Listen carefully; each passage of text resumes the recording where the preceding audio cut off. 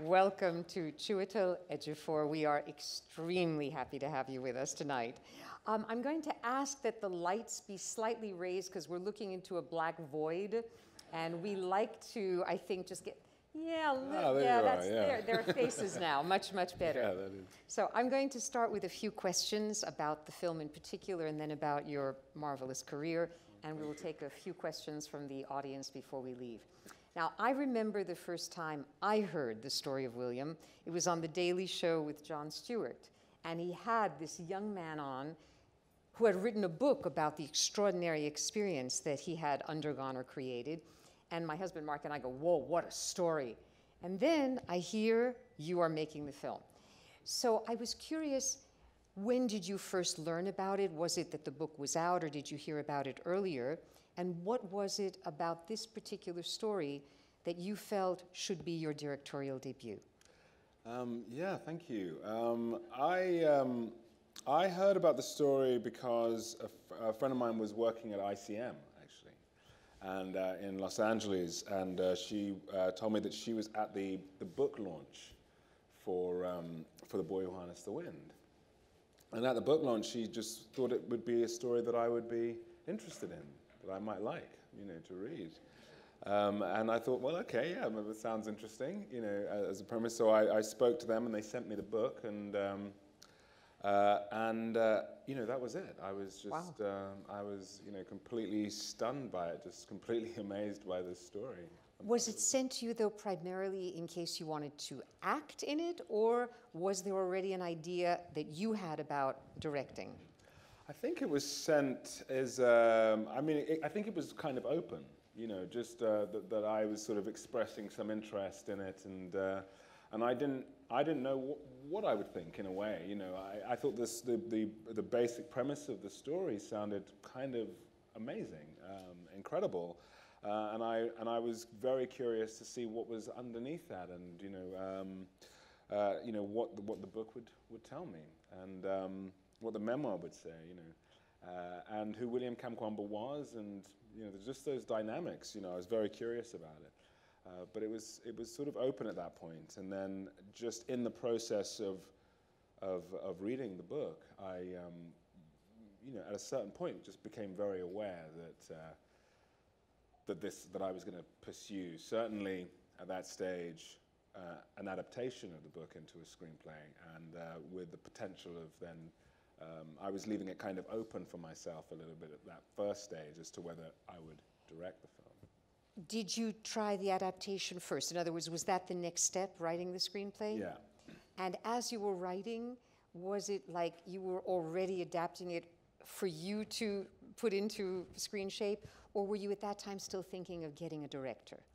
I was probably, I think in that very first draft there was still some room, that it was still very much a kind of, a screenplay that somebody else could potentially take on. I probably had some thought that I might want to do that, but that wasn't sort of embedded in the DNA of the script at that point. It was only later, after I'd finished that draft, and then I went out to Malawi to meet William and to meet Chiwetel and Agnes, and to spend time in Wimbe and to start to meet that community. I think when I got back from that first trip, I was then pretty sure that I was going to start directing it. While you were writing the screenplay, did you already sense that you would play Chiwetel? No, because I thought at that stage, I was maybe very early 30s, and I just thought I was too young. I thought that my playing age was 25, and and the two teenage kids. So I just thought there was something that I felt in me that I just hadn't reached that point in that kind of, in what Chiwetel is kind of going through, and what he is, what his fears are. And what his specific neurosis is about his place in the world and his time of life and that generational struggle.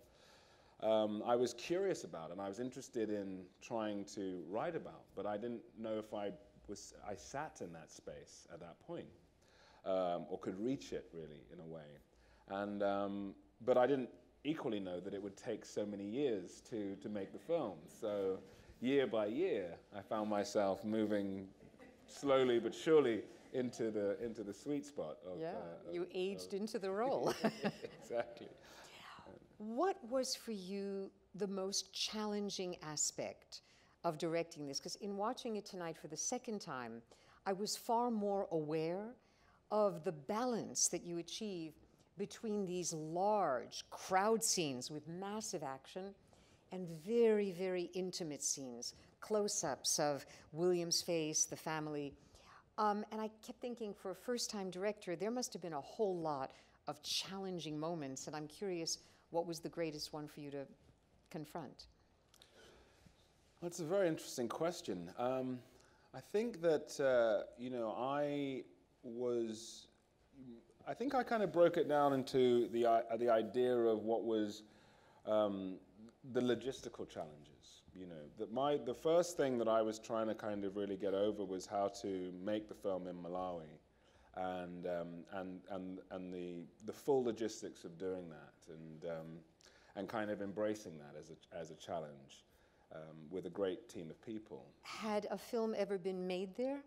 I mean, they've made films in Malawi, but nothing of this size, or even close to this size, really. You know, so it's a very sort of nascent film industry, and there's no sort of infrastructure for film in a way. So the challenge was bringing equipment in and getting things from. We were coming down from Kenya and coming up from South Africa. So there were those kind of challenges which were, like I say, just sort of the logistics that concerned me, or I was kind of involved in kind of a lot. And then I suppose the balance of that was just the energy from the people in Malawi, and in Wimbe and in Kasungu.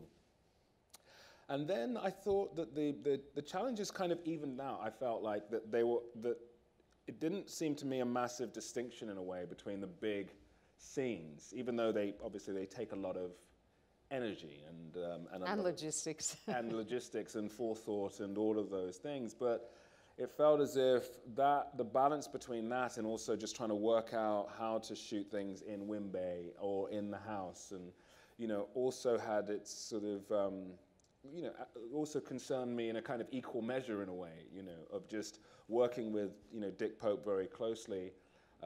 And we worked a lot on those big scenes and the crowd scenes and sort of figuring out how we do all that. But we spent most of our time really in pre-production looking at the more intimate things. Yeah, and Dick Pope is the marvelous cinematographer. You've seen his work, but not necessarily aware of Mike Lee and so many other filmmakers that he's worked with.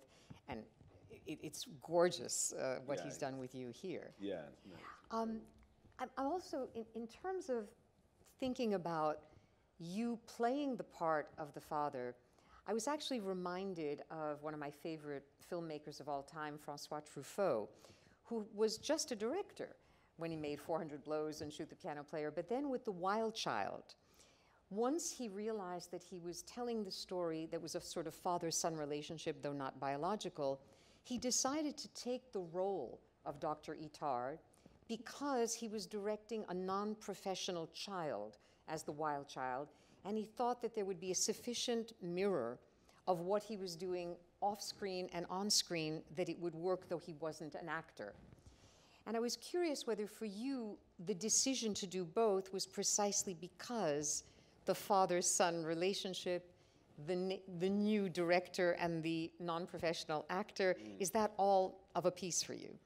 Yeah, I mean, I wish I'd done it in that sequence, you know, that I had thought about it beforehand, and then, but wasn't the case for me. It was sort of in the process. I mean, we were whilst we were shooting, and then it sort of started to occur to me that my relationship with Maxwell had a kind of had a strength and a kind of purity because there was no other person that was involved in our dynamic. There was no sort of director or somebody else playing the father, or you know, that the relationship was all about our dynamic, and because that relationship was so central to the film, that it kind of held that imbalance in a way, and that was an amazing realization for me actually at that point, that I thought, if for no other reason, to maintain this dynamic with Maxwell, it was certainly worth doing both jobs, you know. And I just started to feel that he, you know, if you're talking to a young actor and like, you know, exactly in that example with Truffaut, that, you know, Maxwell had done 2 plays in high school in Nairobi, and so had just no experience with a camera, and so really was, you know, relying on me to sort of take him through that process, and the process of you know, just the process of performance and being on set and just being in that space, but then also in that terms of that dynamic as a father and son, and really, you know, really working with a sort of very free energy in that space, and a lot of trust, you know. So that was kind of wonderful for me to realize that, and to sort of have that as the central part of the story. How did you find him?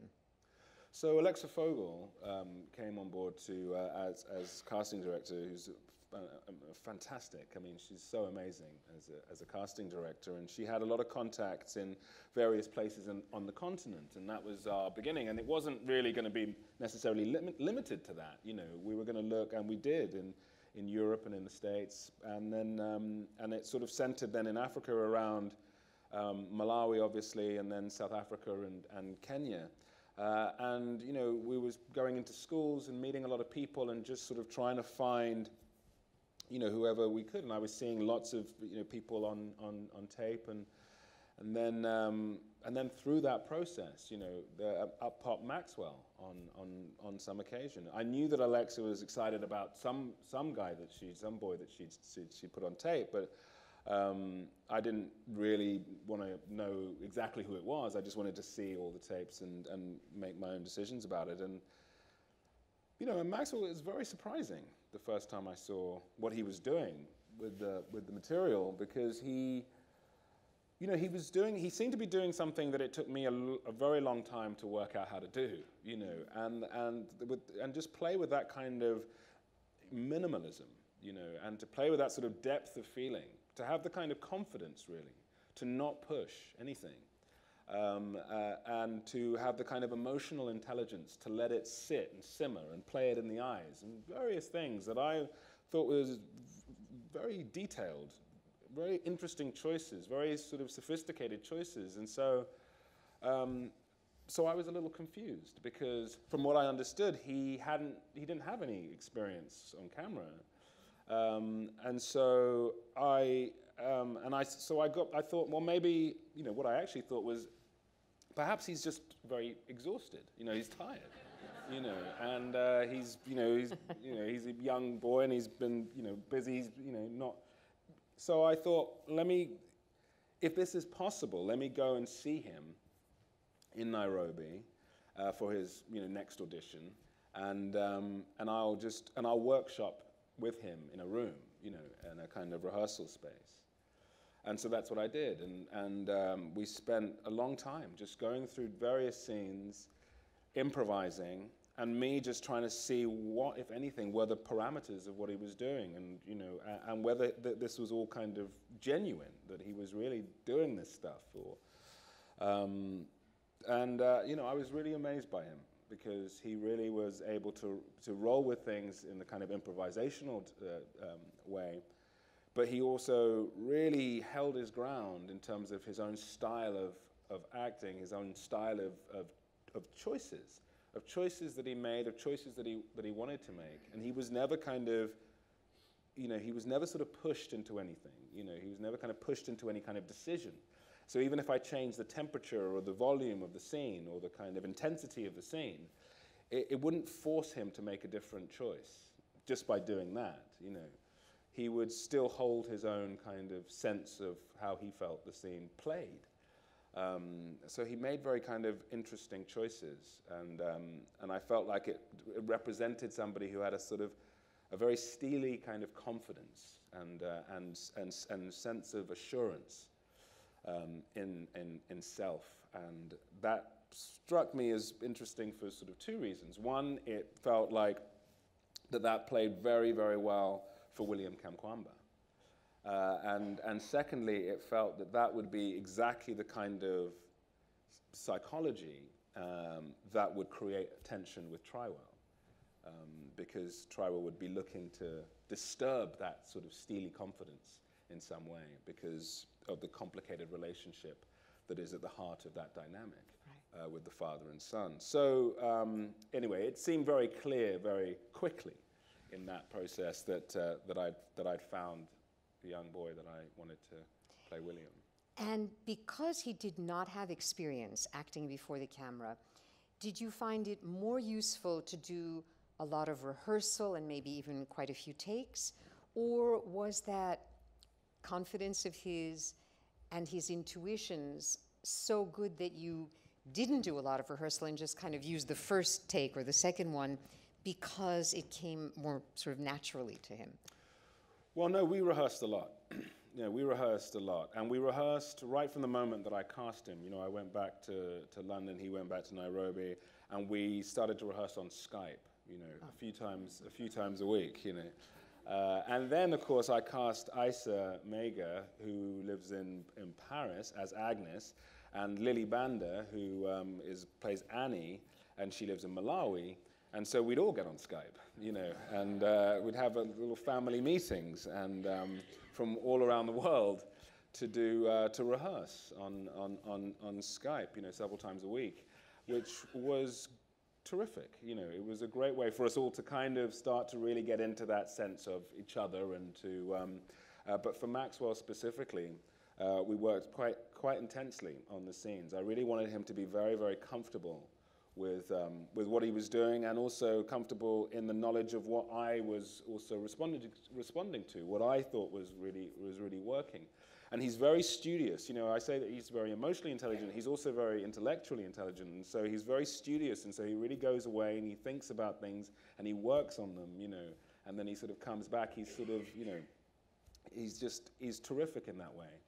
And so by the time we actually got out to Malawi, you know, he was ready for that next stage of, you know, which was then another stage of intensive rehearsals. And so then when we got on the floor, you know, when we're actually in the sort of scenes, you know, he just was very responsive. By that point, we knew each other pretty well, and so he was just very responsive to the direction that I was giving him. I always thought his first take, I would always let him do whatever he wanted to do on the first take, and oftentimes in editorial, we used a lot of his first takes, you know. But he was also very responsive if I wanted to change anything. I think he has a wonderful instinct as an actor. Now, did William meet Maxwell? Did they talk and work together? Was William on the set at all while you were shooting? William came down to the set about halfway through the shoot. You know, I sort of worked very closely with William during the kind of pre-production period, and then obviously, you know, just while I was writing, and anything that I was changing, anything I was kind of confused by in the journey, and how I was changing things, you know, from the book to realign things and so on, and I cross-referenced some things with him on that process. But then once we sort of went into turned that last corner in pre-production and we're going, you know, full steam ahead, I kept it within the group of us, you know, and in a way, I wasn't that keen for Maxwell to think that he needed to, you know, do a sort of, to play William in that way, in that sort of literal way. He reminds me of William anyway, and I didn't think that needed to be pushed particularly, or to confuse him maybe with that idea. But I was very happy when about halfway through they were able to meet and spend some time together. And I think that, you know, Maxwell really responded to that as well, and you know, and it added another layer to what he was bringing. So. And I assume that William has seen the film. William has seen the film, yeah. And comfortable with it? Yeah, it's very interesting because for William, you know, he describes it as having mixed feelings about the film, you know, because it does send him back into this very, very complicated, difficult time, you know, very traumatic episode of his young life. And even though the resolution of that is so optimistic and hopeful, and of course, when I approached the book, when I approached the story, I'd always had that in mind. I knew the end, you know. But of course, the time that William returns to when he watches the film is the time when he didn't know the end of the story. you know, and I can only imagine what that must feel like, you know, and the sort of the terror and the danger and the sense of doom that actually propelled some of these events, you know, that I now sit back and can completely celebrate. But of course, to put it to, when I really think about what that must have felt like for a 13-year-old boy in that circumstance, you know, it's pretty devastating. So although he has ultimately, you know, he loves the film and enjoys it and is, you know, and celebrates it, you know, of course he struggles a little bit with that. And he went on to Dartmouth, if I understand correctly. Yeah. What is he doing now? So he works between North Carolina and Malawi, Lilongwe mainly, but going back to Kasungu and Wimbe, where he's from. You know, I think he was working in North Carolina on projects that bring the internet to places that don't have a lot of internet. He works on numerous sort of ideas and innovative spaces in Malawi for concepts for farmers. Still the same sort of thing. He's building an innovation center in Lilongwe, you know, for the purpose of getting young people who, you know, to support young people who identify the problems that they have and the solutions that they want to implement, and then supporting them within that process. And his organization is Moving Windmills, which is also part of that endeavor, which, you know, we're also working with the film, you know. So it's kind of, so he's a very impressive man, and he's constantly in that sort of mindset of how do I improve things, how do I also empower people and work with them to improve the situation as well, with themselves at the center of that development, you know, which I think is a very important way of looking at it. Right. And the effect on Maxwell Simba, you know, this young man who enters the film where not only he learns about the technology of filmmaking, but scientific ingenuity. At this point, is he more likely to make more movies, or has he become more interested in electrical stuff? Well, you know, Maxwell is he's very science-minded. So he actually is going to go to he got into the African Leadership Academy, which is coincidentally in a kind of meta way where William went before William went to Dartmouth. So he's finished school in Nairobi. He did very well. He got into the African Leadership Academy, which is starting in September. I'm trying to encourage him to, you know, not just go, you know, for STEM, but go for STEAM, you know, and keep the arts in the game.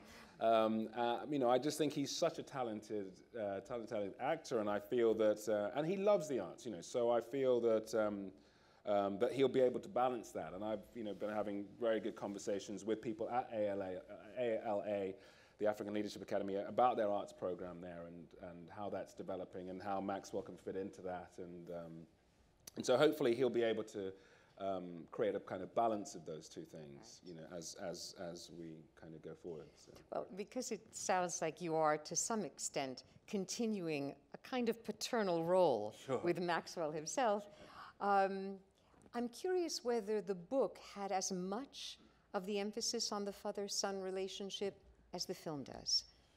Well, no, I mean, that's one of the things that I wanted to do when I read the book, is trying to strip it down into these kind of structural dynamics. And that's what I was kind of interested in terms of the writing of it. And one of those was not only the kind of patriarchal dynamic, but also that father-son dynamic, which I thought was at the very heart of what I was sort of trying to explore. So for me, I wanted to tie the film together with this father and son and their relationship, to build within that this kind of family dynamic, and then build that sort of social structure around that, the world in which they're in, and then obviously the sort of overarching themes of the kind of the government and of, you know, obviously the environment and of these wider economic debates. So that's kind of how I approached it. Obviously, some of that is in the book, and William does spend a lot of time talking about his father in the book, and his father's past. You know, his father's past in Doha. But I really wanted to pull that in to be about their sort of psychological relationship. Yeah. And for me, one of the hardest films, one of the hardest scenes to watch in the film is when you, as the father, are so hard-headed. I mean, I even wondered, did you have any qualms about that scene? Here, William's trying to get the bicycle so that he can create good for the family and the community, and your character just won't go there.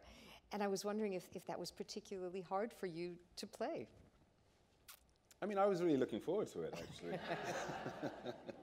You know, I thought it was the sort of central beat of that whole sort of dynamic. It felt as if that story and that relationship really hinged on that scene, and in a way it explains so much about both of them and where they are. And I love the idea in the writing of this of having this kind of scene be the kind of transference of power.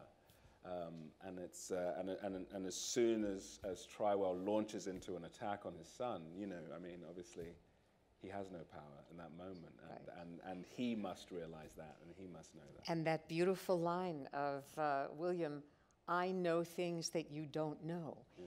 But we also realize that the only reason he knows those things is that Chiwetel insisted on sending his children to school. Yeah. So there's, you know, it's not a black and white situation of good guy, bad guy, but people trying to work their way out of a terrible situation. Absolutely.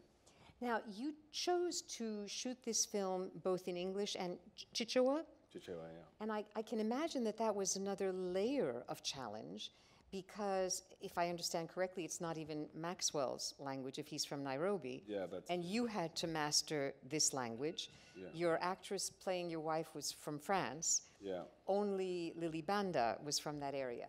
So why did you feel the need to have Chichewa as the primary language? Well, there were a few things. I mean, I think it was very clear that, you know, when I was first in Malawi,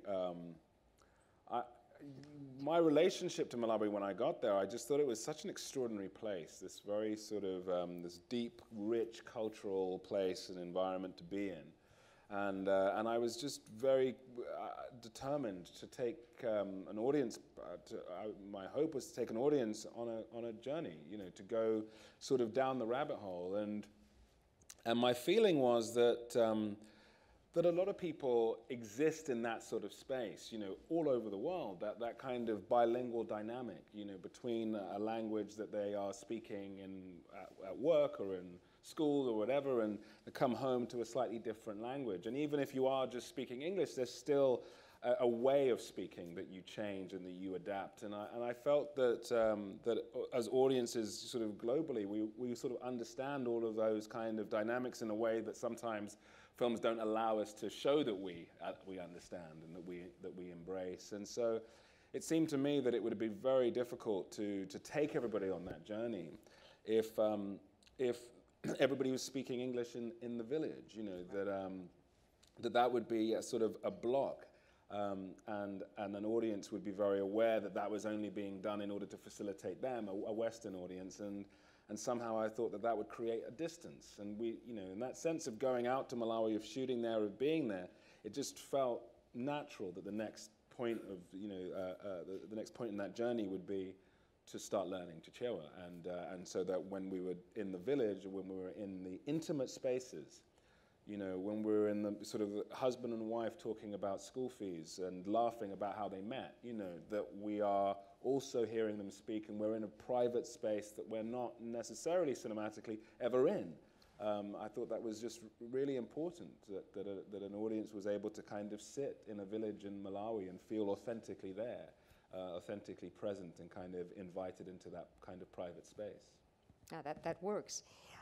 But I was aware tonight that you begin the film not only with this wonderfully elemental sense of the physical space, but the first characters that we see are the Gule Wamkulu figures.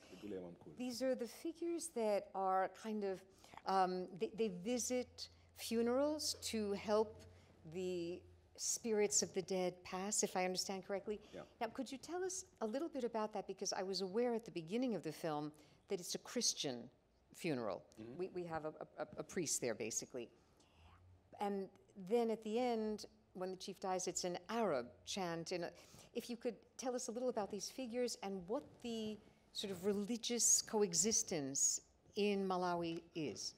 Yeah, so I was, like I was saying, I was very interested in kind of this, in structures, and one of the main structures is religious structure, and so in Malawi they have, I think it's sort of 80% Christian, 20% Muslim, and they live very harmoniously in Malawi, and always have, and that's so. In fact, in the real story, Agnes converted to Christianity from Islam when she married Chiwetel. So, and so the chief also had converted, but he was Muslim, and so the way that there's a fluidity in the in that sort of religious dynamic, but it's very harmonious with everybody there. And then sort of the overarching thing is what the deep-rooted cultural, spiritual, religious life is, and that is represented in some ways by the Gule Wamkulu, which is the kind of historical, ancient, traditional, spiritual connection. So I was sort of thinking about those kind of dynamics, those sort of structural dynamics, that kind of reality of a place like Malawi that has a very specific relationship to these things and puts them in a sort of order, puts them in a kind of, in a sense, where they should be, that they understand the ideas of these kind of imposing religious concepts, but they understand that they sit secondary to their own ancestral dynamics, which are exactly the kind of thematic resonances that happen in the film in terms of what Agnes starts to say about the ancestors. That the ancestors, in a way, are, of course, one has to move on from the ancestors. One has to move on from their traditions, but one needs to always respect their traditions, understand what they did. One has to embrace the future, but one has to also absolutely connect with one's own rooted spiritual identity. And so for all of the characters, that's what they recognize. And that allows that sense of survival and continuance and embracing a sort of modern ideology. I was struck this time also by how you even seem to have one of the Gule Wampulu when the trees are being cut down. And there was almost a sense in which the life of the trees had to be passed somehow into the spirit. And I wasn't sure if I was understanding that right, but... Yeah, it's about that thing about that what we're imposing on nature is throwing things out of sequence. It's throwing things out of... So it's disturbing some sort of very elemental, very kind of basic sense of order. And the Gule Wamkulu and that sort of ancestral spiritual connection are there to preserve the order. They know that this place and these things and these people can only thrive when they live harmoniously with everything else. It was one of the things that I felt about, just the very nature of wind, the very nature of taking something that is all around us, that is so kind of part of the sort of environmental experience, and taking that to be the thing that is able to save you and save your community. It sort of sends you to that kind of very rooted spiritual energy of a planet and a world that is built for you to thrive in. And when you fight it or destroy it, then things are out of balance, things are out of whack. And so the Gule arrive, and the Gule sees that and turns to the boy who will eventually, do the thing. So. Now, have you shown this film in Malawi? No, we're busily making plans for the next couple of weeks to get back to Lilongwe and then into Wimbe and show the film there. So I'm very excited. I mean, it's incredible to me that the film, obviously can represent a lot of things outside of Malawi. It can relate a lot of things to a lot of people, and it can be an inspiring journey, and certainly that's the hope of it, a very hopeful, optimistic, and inspiring tale to tell and to relay. But honestly, in communities in Malawi, but in a lot of Africa, in small communities, this film would have a completely different impact if people are able to see themselves reflected in a story like this. It's extraordinarily meaningful. So, you know, I'm very much looking forward to finding ways to take the film into communities, sort of even communities beyond the length of a broadband, if you know what I mean, and really try and get people to see the film and understand that they're being reflected, and that potential is being talked about. When I was researching a little about this film, I realized that Lily Banda, who plays the daughter Annie, is a very important cultural figure. I mean, you can talk about this a bit, but basically I learned that she's a successful singer and artist, that she contributed 2 songs to the soundtrack, and that in 2005 she gave a TED Talk about violence against women in Africa, and then she became part of the first female ensemble in her country to perform the vagina monologues despite threat of government arrest. Exactly. And was this her first time acting also, in addition to Maxwell, or had she acted before? She'd acted before, but this was her first time in anything of this kind of scale, and so she's an incredible person, and you know, and so, you know, obviously having that kind of dynamic in the story and as playing Annie was just an amazing gift for all of us, you know, that. And you know, she's somebody who really understands all of the dynamics that we're playing in terms of the family, in terms of women's roles, women's education, in that kind of system, in that kind of very patriarchal understanding of the world. You know, even the sort of even in Chiwetel's own estimation, the kind of benevolent way of having that kind of patriarchal dominance, but on her, you know, and so she is just an incredibly sophisticated woman who was just wonderfully able to play all that and teach me about that in terms of the dynamics in Malawi specifically, you know, which was great. Wow. Now, when I started preparing for tonight, I realized that you have worked with some of the greatest directors of our time, beginning with Spielberg, you know, with Amistad, right. And then, you know, Spike Lee, Alfonso Cuarón, 2 of our big winners from 2 nights ago, Stephen Frears for Dirty Pretty Things, David Mamet, Woody Allen, Ridley Scott, Cassie Lemons. I mean, the reason I'm mentioning this is I'm curious, was there a particular director you've worked with from whom you learned the most in terms of directing your own first film? I mean, I think it was, it's been amazing because there were things that I picked up from everybody. You know, I mean, you know, there were moments that are purely practical, which I really was grateful for. You know, that you know, just because, in a sense, knowing, say, working with Alfonso Cuarón, you know, and when we were doing Children of Men, just being aware of how much we were able to do in a day.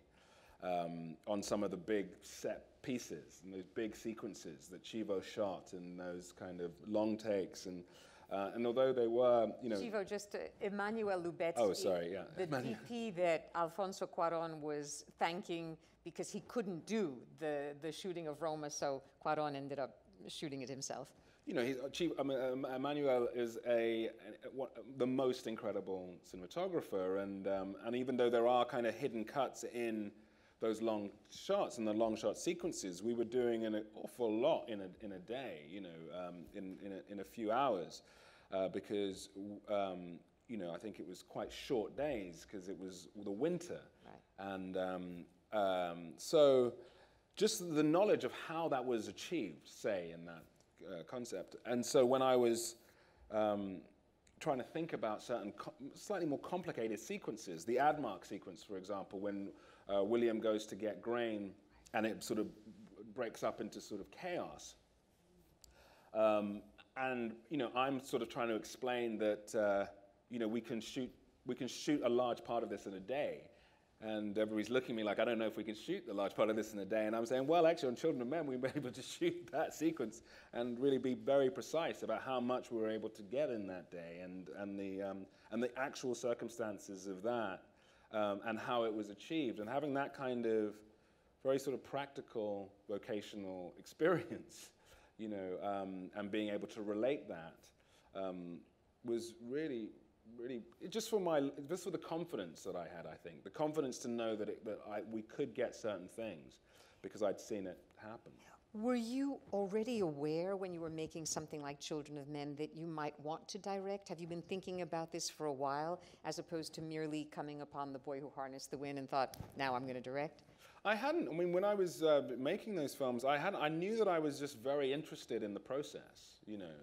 But I felt that was a good way of acting, of understanding the process was useful for acting. I'd certainly made some short films, and I'd been writing a little bit, but I kind of, you know, I hadn't really been actively pursuing a development process in a way. I'd been writing to kind of further understand the art in a more sort of holistic way, and even directing short films for that reason also, to sort of get a better and wider understanding of what I was doing and what it took out of other people and what that meant.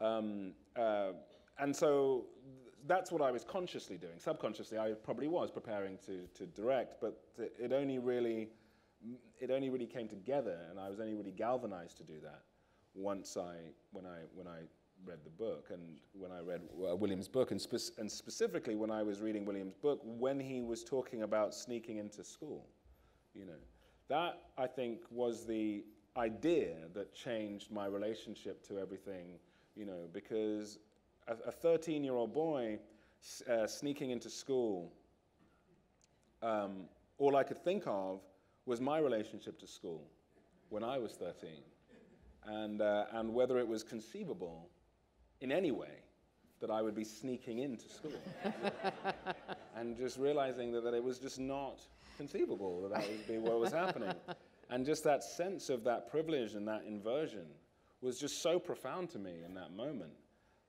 It was just a kind of a window into a completely different world, and I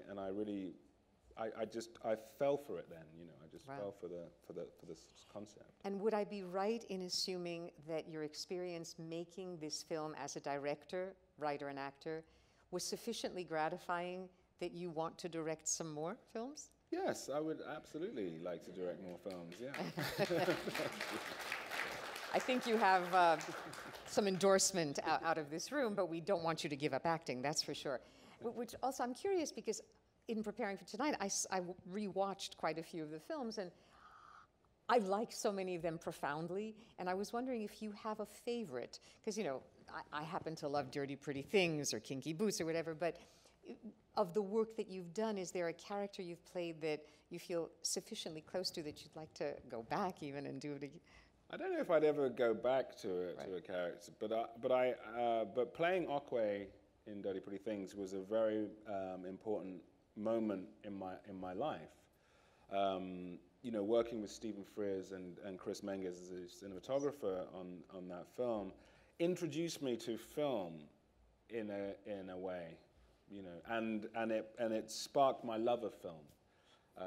Because of the way that Stephen Frears works, because of the way that Chris Menges works, you know, I sort of started to understand the poetry of film, yes, and the poetry of filmmaking, and the poetry of film directing, you know, and acting in film, and the sort of depth of feeling and understanding and connectivity that is required to create moments of film. It was the moment that I'd always, you know, I studied theatre, and I'd always thought of myself as a theatre actor before that point.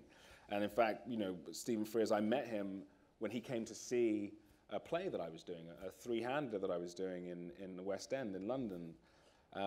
So I had made some films, Amistad and so on, but I'd still not kind of split from this idea of being primarily a theatre actor.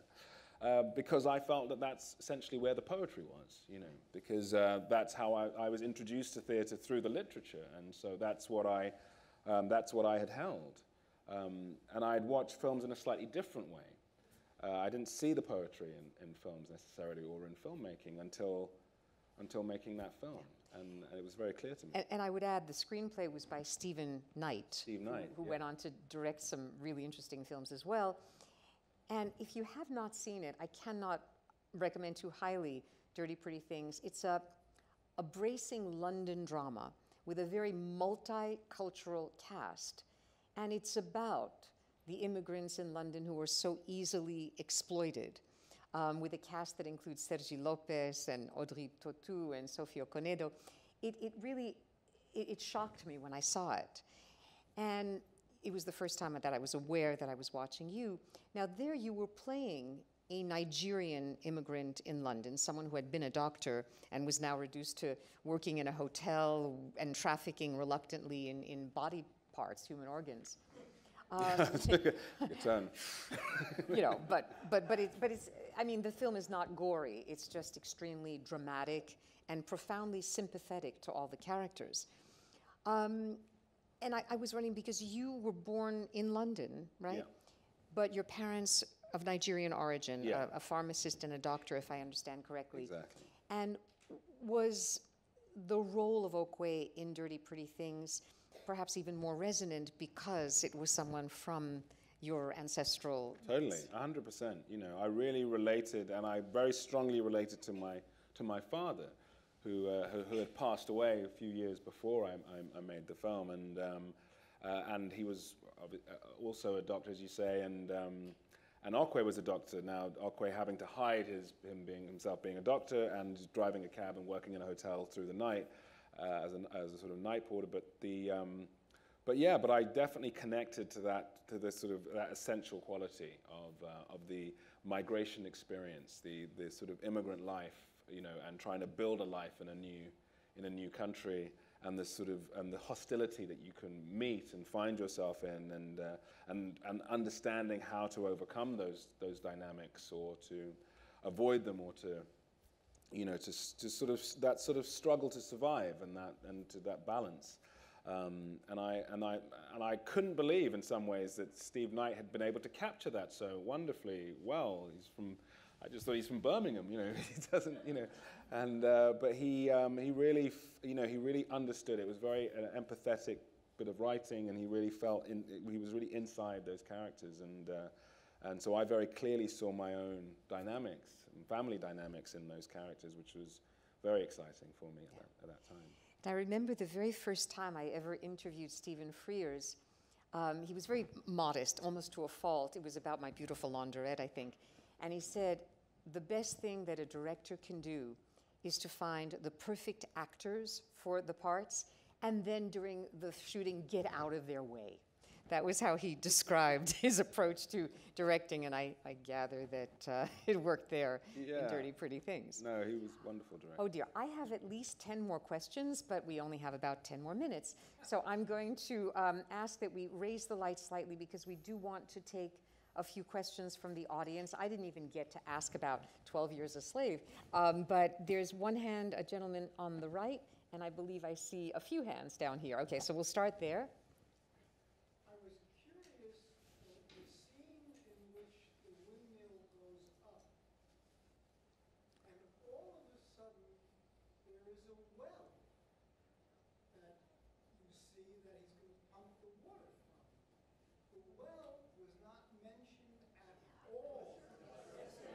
You're going to have to see it again. The well that the gentleman is asking about, the well that suddenly becomes so prominent after the windmill goes up. But the very beginning of the film, we actually have a close-up of the well as William is pulling the water up so that he has his bath, as his mother tells him to before he puts on his school clothes. And it's quite all right, because my contention is that any time I show, whether it's in my class at Columbia or here, a film that's rich and has many layers, it's almost impossible on a first viewing to get all of it. And sometimes we're so busy following the subtitles that we miss visual details, which is why I urge my students to see a film more than once.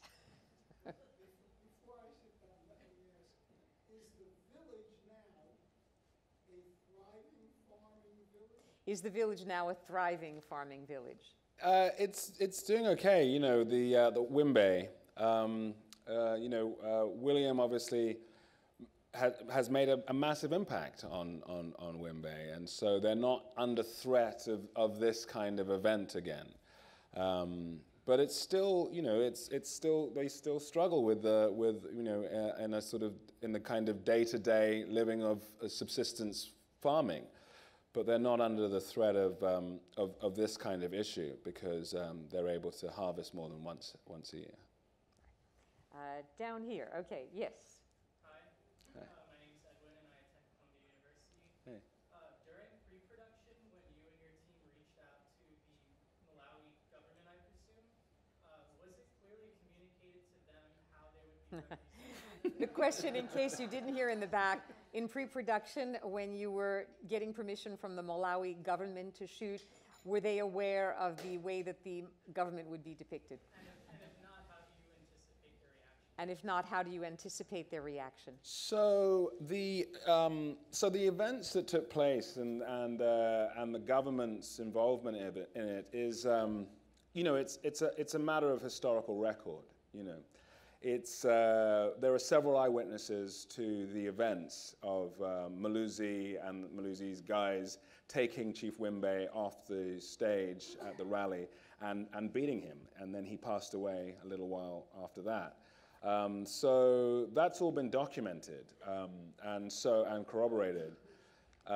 It's all in the book, you know. So so that wasn't the worry. And actually, you know, we wanted to use the name Malusi, the President Malusi, and so we did have to get permission from him to use his name. You know, we could have changed the name, I suppose, but I didn't want to. And so, and he gave us permission to use his name, presumably because, to some degree, I don't think he thinks he did anything wrong, you know. So, in a sense, that, you know, I think that his belief would be, you know, that if somebody does insult you in that kind of public forum and they do certain things like that, that you know, it would be a sign of weakness to not react, you know. So, so they didn't, you know, come after us and say, you know, hey, shut this down. What are you saying?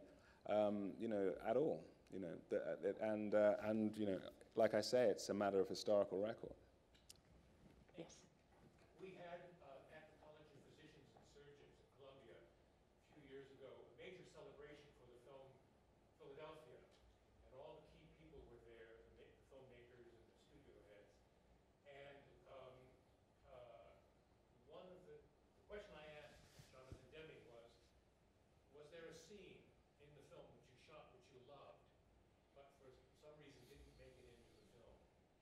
And he said, yes, we made these really cheesy commercials of Denzel Washington as the ambulance-chasing lawyer for local Yeah. television stations, which were terrible, and he loved them, but they didn't make it into the film. So my question to you, is there a scene or scenes which you made and loved, but for some reason didn't make it into the film? If you didn't hear, are there any scenes that you shot and loved that did not make it into the final film?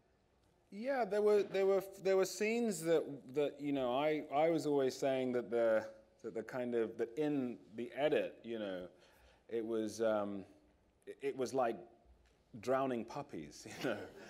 This sense of just it's just so bleak that you've spent all of this time working on these things. You've gone out to Malawi, you've put these scenes together that you love and you cared for, and then you put them into the whole kind of picture, and some of them, you know, don't quite fit, you know. So, you know, there were moments, and there were sort of moments about how we were, the tone of the film, how we talked about the famine in the film, you know, how much of that was going to be left as sort of suggestive, and how much of it was going to be very explicit, yeah. And so there were scenes that we shot that were more explicit, basically, that were darker in a way. I can't say that I loved those scenes, but I felt that they were powerful, and they were powerful in terms of how we shot them and how we kind of interacted with that dynamic. But I'm satisfied. I was satisfied to take them out of the film in the end, and to have things be more suggestive about that element. Yes, there are two people there. All right, first on the far side.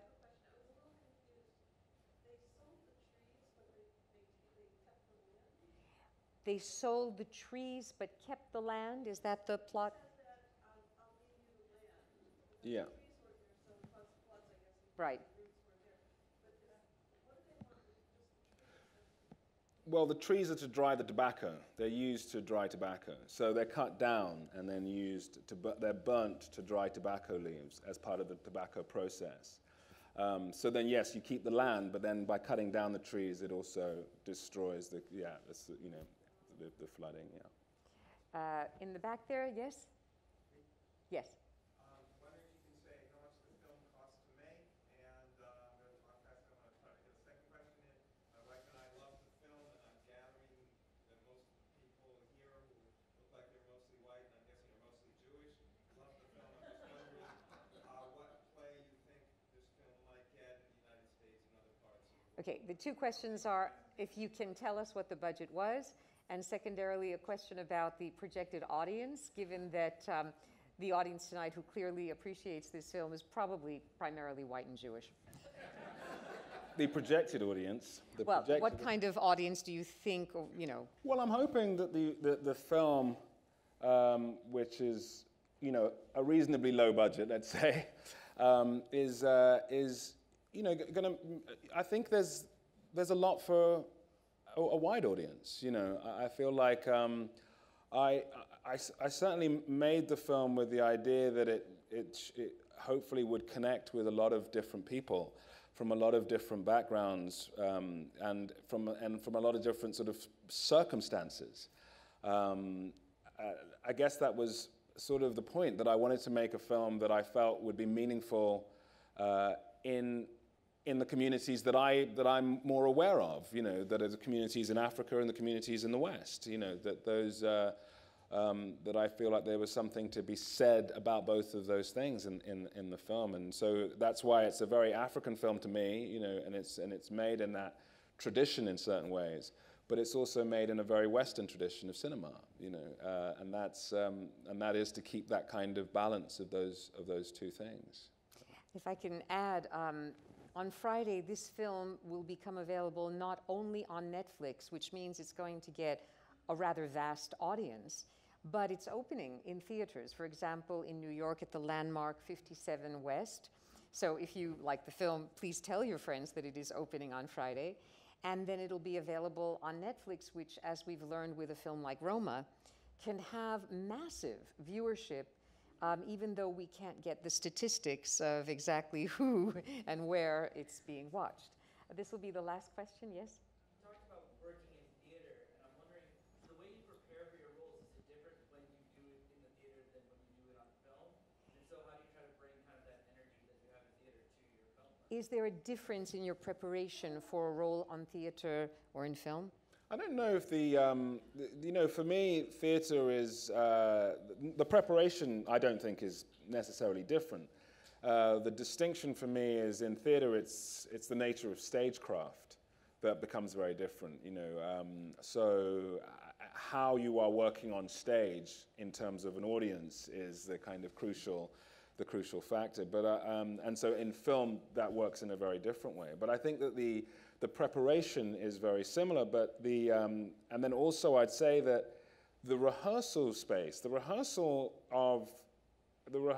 in space in theatre, when you're rehearsing in theatre, the kind of temperature of a scene, the way that a scene is playing, is very, very similar to the rehearsal space in film. You get a sense of how something is playing, how it feels internally, which is why on this, I was very keen to allow for a significant amount of time to rehearse on the floor, to rehearse in the space, and to sort of feel scenes out, because that actually was where I started to work as an actor, was understanding the temperature of scenes from within the scene. It was also very good for me as a director to be able to affect the temperature of the scene by being in the scene, as opposed to necessarily relaying what I wanted to achieve in the scene or relaying what I wanted somebody to do, but to affect the temperature of a scene. That, to me, is very, very similar, and the rehearsal process on both things is quite similar. We have a quickie last question. I'll go right ahead, 'cause I didn't see your hand before. Over how many days did you film this movie? How many days of filming? We shot 37 days. Wow. I know there are more questions, but I, I promised that I wouldn't go past an hour. I just want to, summarize at the end that it obviously takes a village, not only in terms of the story in your film, but the making of a film. But it's obvious in watching this, especially on a big screen, that it also takes a vision of an artist who can take something that comes from real life, something we've never lived ourselves, and to let the story tell itself. You were talking about not pushing Maxwell Simba in his playing of William, and I now realized in watching the film a second time how you could have done all sorts of stylistic flourishes, and you could have shown off how you can be just as flashy a director as anyone that you've worked with. But what you did instead was serve the story at every moment with a guiding vision from beginning to end. And I can only congratulate you on this first of what I hope will be many directorial efforts. Thank you. Thank you. Thank you so much. Thank you.